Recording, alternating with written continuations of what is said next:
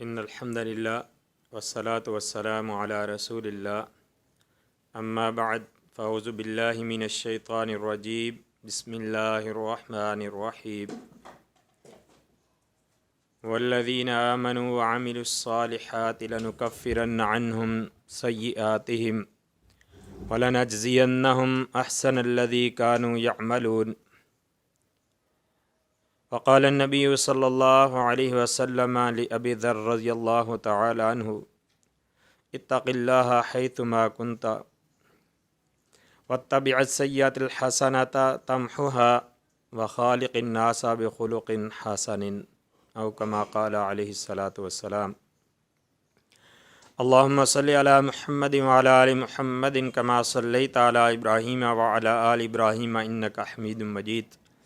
اللہم بارک علی محمد وعلی آل محمد کما بارکت علی ابراہیم وعلی آل ابراہیم انک حمید مجید۔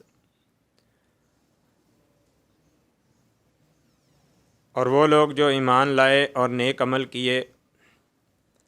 ہم ان کی غلطیوں کو، گناہوں کو مٹا دیتے ہیں اور ان کے اعمال کا اس سے بھی اچھا بدلہ دیتے ہیں جیسے انہوں نے اعمال کیے ہیں۔ رسول اکرم صلی اللہ علیہ وآلہ وسلم نے سیدنا ابو ذر رضی اللہ تعالیٰ عنہ سے فرمایا تھا کہ ابو ذر، جہاں کہیں بھی تم ہو اللہ سے ڈرتے رہنا، اور گناہ کے بعد نیکی کرو، وہ نیکی گناہ کو مٹا دیتی ہے، اور لوگوں کے ساتھ اچھے اخلاق سے پیش آؤ۔ اللہ رب العالمین کا بہت بڑا احسان ہے کہ اللہ رب العالمین نے ہمیں ایمان کی دولت سے نوازا ہے۔ ایمان کے بعد عمل صالح، ان کا دنیا میں بھی فائدہ ہے اور آخرت میں بھی فائدہ ہے۔ سورۃ العنکبوت کی جو آیت کریمہ میں نے آپ کے سامنے تلاوت کی ہے، اللہ رب العالمین نے اس میں نیک اعمال کا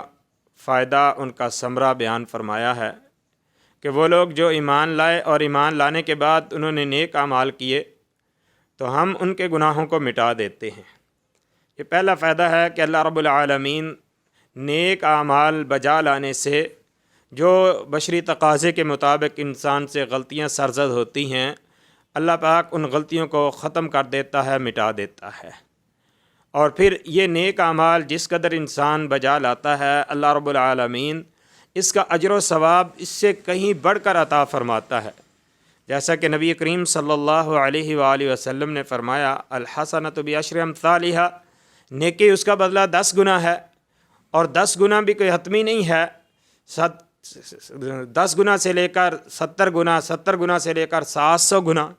واللہ یضاعف لمن یشاء، اور 700 گنا سے بھی بڑھ کر اللہ تبارک و تعالیٰ جس کے لیے چاہے اس کو عطا فرماتا ہے۔ لیکن اس کے برعکس گناہ کا معاملہ کہ بندہ گناہ کرتا ہے، اللہ رب العالمین فرشتوں کو فرماتا ہے کہ ابھی انتظار کرو، اس نے گناہ کیا ہے، شاید یہ گناہ سے توبہ کر لے۔ اگر بندہ توبہ کر لیتا ہے تو وہ گناہ لکھا ہی نہیں جاتا، اور اگر ڈھیٹ بن جائے، گناہ پہ برقرار رہے، گناہ کے بعد توبہ نہ کرے، تو پھر فرمایا کہ جتنا گناہ کیا ہے اتنا ہی لکھا جاتا ہے۔ یہ کتنا اللہ رب العالمین کا احسان ہے کہ نیکی کا ارادہ کریں، نیکی لکھی جاتی ہے، اور نیکی کر لیں تو اس کو اللہ رب العالمین کتنا بڑھا چڑھا کر عطا فرماتا ہے۔ تو دنیا میں نیک اعمال، اس کا صلہ اللہ رب العالمین دنیا میں بھی عطا فرماتا ہے، جیسا کہ اللہ رب العالمین نے فرمایا من عمل صالحا من ذکر او انثی وهو مؤمن فلنحیینہ حیاتا طیبہ، جس نے بھی نیک عمل کیے۔ نیک اعمال ایمان کے بعد لازمی ہے، اور نیک اعمال ان کے لیے ایمان شرط ہے، کیونکہ ایمان کے بغیر نیک اعمال کسی کام کے نہیں ہیں۔ بہت سارے لوگ نیک اعمال بجا لاتے ہیں، لیکن ایمان نہ ہونے کی وجہ سے ان کے نیک اعمال اللہ کے ہاں قابل قبول نہیں ہیں۔ تو ایمان لازمی ہے۔ ایمان لانے کے بعد جو بندہ نیک اعمال بجا لاتا ہے، اس کو اللہ رب العالمین دنیا میں بھی صلہ عطا فرماتا ہے۔ فرمایا من عمل صالحا من ذکر او انثی وهو مؤمن فلنحیینہ حیاتا طیبہ، جو بندہ بھی نیک اعمال کرتا ہے، چاہے وہ مرد ہے چاہے عورت ہے، ایمان لانے کے بعد ایمان کی حالت میں نیک اعمال کرتا ہے تو فَلَنُحْيِيَنَّهُ حَيَاتًا طَيِّبَةً، ہم اس کو بڑی پاکیزہ زندگی عطا فرماتے ہیں، اس کی زندگی کو پاکیزہ بنا دیتے ہیں، اس کی زندگی کے اندر سکون آ جاتا ہے۔ یہ نیک اعمال کا فائدہ ہے، صلہ ہے کہ اللہ رب العالمین دنیا کی زندگی کو پرسکون بنا دیتا ہے، حیات طیبہ عنایت فرماتا ہے۔ آج ہماری زندگیوں کے اندر جو بے چینی، بے قراری ہے، پریشانی ہے، اس کا حل خود اللہ رب العالمین نے ہمیں بیان فرمایا ہے کہ ہم نیک اعمال بجا لائیں، ان نیک اعمال کی وجہ سے اللہ رب العالمین ہماری پریشانیاں بھی دور کرے گا اور اس دنیا کی زندگی کو پرسکون زندگی بنا دے گا۔ اور پھر اس سے بڑھ کر جو صلہ ہے وَلَنَجْزِيَنَّهُمْ، اللہ رب العالمین فرماتا ہے ہم ان کو جو اجر دیں گے وہ اس سے بھی اچھا اجر دیں گے جیسے انہوں نے اعمال کیے ہیں۔ تو یہ نیک اعمال، ان کی طرف ہمیں رغبت ہونی چاہیے، خاص طور پر یہ رمضان المبارک کے آخری ایام جو بڑی تیزی کے ساتھ ہم سے الوداع ہو رہے ہیں، جا رہے ہیں، ان میں ہمیں کوشش کرنی چاہیے کہ اللہ رب العالمین نے جو نیک اعمال ہمیں کرنے کا حکم دیا ہے، ہم ان نیک اعمال کو بجا لانے کی کوشش کریں۔ موقع ہے، یہ رمضان المبارک کے آخری دن، آخری ایام ہیں، آخری راتیں ہیں، ان میں ہم نیک اعمال بجا لائیں۔ صحابہ کرام رضوان اللہ علیہم اجمعین،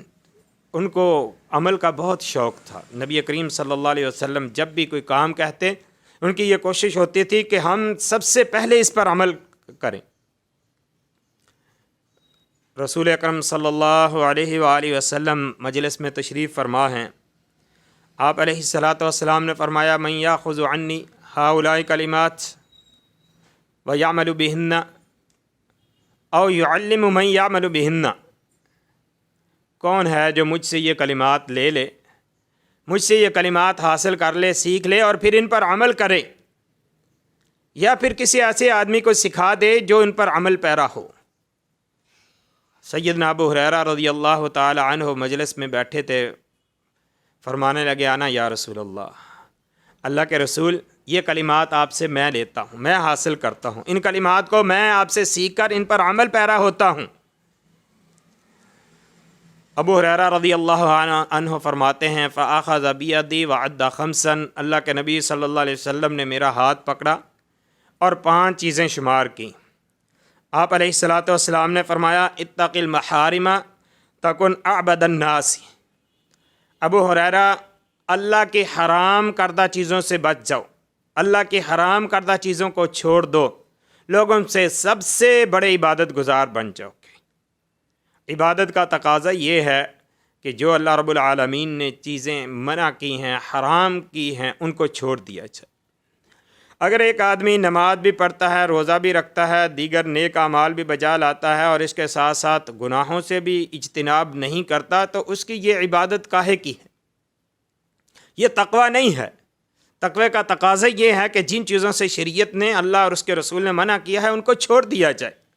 اور جو بندہ محارم سے بچتا ہے، حرام کردہ چیزوں سے بچتا ہے، وہ سب سے بڑا عبادت گزار ہے۔ دوسری بات آپ علیہ الصلاۃ والسلام نے فرمایا وَرْضِ بِمَا قَسَمَ اللَّهُ لَكَ تَكُنْ أَغْنَى النَّاسِ، جو اللہ نے تیری قسمت میں لکھ دیا ہے اس پہ راضی ہو جا، لوگوں میں سب سے بڑا غنی بن جائے گا۔ جو اللہ رب العالمین نے اپنے علم کے مطابق قسمت میں لکھ دیا ہے، جو قسمت بنا دی ہے، اس پہ راضی رہنا، اور یہ بہت بڑی بات ہے۔ آج لوگ قسمت کا شکوہ کرتے ہیں، جی میری قسمت ایسی ہے۔ اللہ رب العالمین نے کسی کی قسمت بری نہیں بنائی، اللہ نے اختیار دیا ہے، سمجھ دی ہے، عقل دی ہے، شعور دیا ہے، اور پھر اچھے اور برے کی تمیز سکھا دی ہے۔ جو بندہ اچھا اور برا اس کو پہچان کر اپنی طرف سے اچھا کرتا ہے، اور پھر بشری تقاضے کے مطابق جو کچھ اس کے ساتھ برا ہو جاتا ہے، اس کو وہ اللہ رب العالمین کی تقدیر سمجھے، اس پر پھر راضی ہو۔ یہ ہے کہ جو اللہ رب العالمین نے رزق قسمت میں لکھ دیا ہے، جو تکلیف قسمت میں لکھ دیا ہے، جو پریشانی قسمت میں لکھ دی ہے، اس پہ صبر کرنا، اس پہ راضی ہو جانا، اس کو اللہ تبارک و تعالیٰ کی طرف سے لکھا ہوا تقدیر سمجھنا، اس پہ راضی ہو جانا۔ جو بندہ اس چیز پہ راضی ہو جاتا ہے، فرمایا تکن اغنی الناس، لوگوں میں سب سے بڑا غنی بن جائے گا۔ تیسری بات جو نبی کریم صلی اللہ علیہ وآلہ وسلم نے فرمایا وَأَحْسِنْ إِلَىٰ جَارِكَ تَكُنْ مُؤْمِنًا، اپنے پڑوسی کے ساتھ اچھا سلوک کر تو مومن بن جائے گا۔ پڑوسی اگرچہ وہ غیر مسلم ہی کیوں نہ ہو، شریعت نے اس کے ساتھ حسن سلوک کی تلقین کی ہے۔ پڑوسی کے بارے میں نبی کریم صلی اللہ علیہ وسلم نے فرمایا کہ رسول اللہ صلی اللہ علیہ وسلم فرماتے ہیں جبرائیل امین نے مجھے پڑوسی کے بارے میں اتنی زیادہ تاکید کی تو میں نے گمان کیا کہ شاید پڑوسی کو وراثت میں بھی حصہ دے دیا جائے گا، اتنی زیادہ تلقین کی ہے۔ تو فرمایا ایمان کا تقاضا یہ ہے کہ اپنے پڑوسی کے ساتھ اچھا سلوک کرو، جب تم اچھا سلوک کرو گے پڑوسی کے ساتھ تو تم تب مومن بن جاؤ گے۔ وَأَحِبَّ لِلنَّاسِ مَا تُحِبُّ لِنَفْسِكَ تَكُنْ مُسْلِمًا، لوگوں کے لیے بھی وہی پسند کرو جو اپنے لیے پسند کرتے ہو، مسلمان بن جاؤ گے۔ اور یہ اسلام کا ایک اصول ہے، اگر آج ہم اس پر عمل پیرا ہو جائے بہت ساری ہماری پریشانیاں ختم ہو جاتی ہیں۔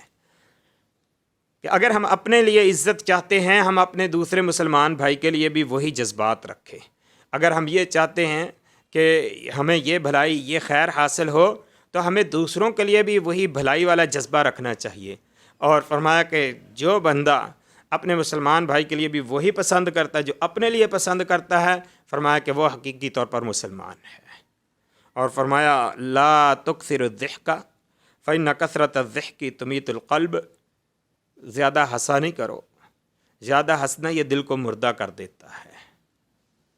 آج لوگوں کو صرف ہنسانے کے لیے کتنے جو ہے وہ چیزیں رونما ہو گئی ہیں، کئی چینل اسپیشل اسی کام پہ لگے ہوئے ہیں، جوکیں سنا کر لوگوں کو ہنسا کر، اور یہ اسی کا نتیجہ ہے کہ آج دل مردہ ہو گئے ہیں، دلوں پہ کچھ اثر نہیں ہوتا، واعظ و نصیحت کچھ کام نہیں آتی۔ اور اس سے بڑھ کر یہ ٹک ٹاک کی مصیبت، اس نے لوگوں کو اس طرف ایسا لگا دیا کہ غافل کر دیا ہے، اور یہ ہنسنا، کثرت کے ساتھ ہنسنا یہ دل کو مردہ کر دیتا ہے۔ نبی کریم صلی اللہ علیہ وآلہ وسلم کے بارے میں اگر احادیث مبارکہ کے اندر دیکھا جائے تو چند ایک مواقع ہیں جن پر آپ صلی اللہ علیہ وسلم جو ہے وہ کھل کر ہنسے ہیں، کہکا لگا کر ہنسنا تو دور کی بات ہے، لیکن آج ہم دیکھیں اپنی محفلوں کے اندر وہ جو اللہ رب العالمین کا ایک ڈر خوف ہوتا ہے وہ ہمارے دلوں سے نکل چکا ہے۔ اس لیے ہنسنا، کثرت کے ساتھ ہنسنا اور دنیا کی زندگی کو ہی اپنے مقصد بنا لینا اور یہ سمجھنا کہ بس یہ 4 دن کی لائف ہے، اس کو انجوائے کرو اور یہی سب کچھ ہے، یہ شیطان کا دھوکہ ہے۔ اگر ہم اس سے بچ کر نیک اعمال بجا لائیں گے تو یقینی طور پر اللہ تبارک و تعالی ہمیں دنیا کی زندگی بھی پرسکون زندگی عطا فرمائے گا، اور آخرت میں بھی اللہ رب العالمین ہمیں ان نیک اعمال کا اچھا صلہ عطا فرمائے گا۔ اللہ رب العالمین ہمیں عمل کی توفیق عطا فرمائے۔ وما علینا الا البلاغ المبین۔